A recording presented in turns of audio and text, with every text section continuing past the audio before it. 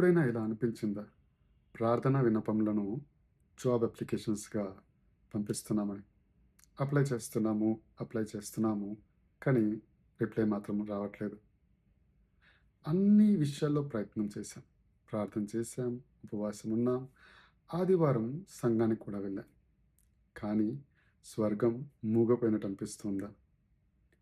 దేవుడు మౌనంగా ఉన్నారు అంటే దాని అర్థం ఆయన లేడు అని కాదండి.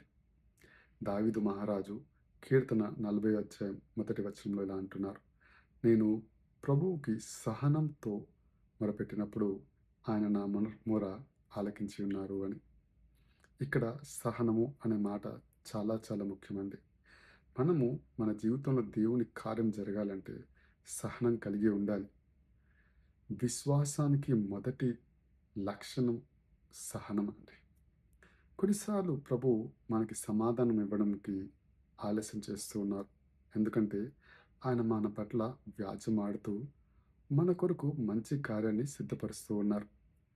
ఆయన కొన్నిసార్లు మన వేర్లను బలపరుస్తూ మనకి ఇవ్వాల్సిన ప్రతిఫలాన్ని సిద్ధపరుస్తూ ఉన్నారు. కొన్నిసార్లు ప్రభు మనకి ఏ సమాధానము ఇవ్వరు.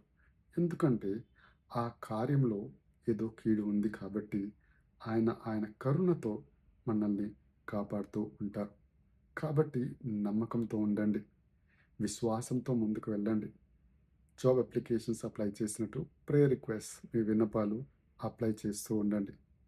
మన దేవుడు ఆలస్యం అవుతుంది, ఆలస్యం చేస్తారు అని మీరు అనుకుంటున్నారు కానీ ఆయన తన సమయం చొప్పున మీ జీవితంలో గొప్ప కార్యం చేస్తారు. కాబట్టి ప్రార్థన చేస్తూ ఉండండి. ఆయన యందు సహనంతో వేచి ఉండండి.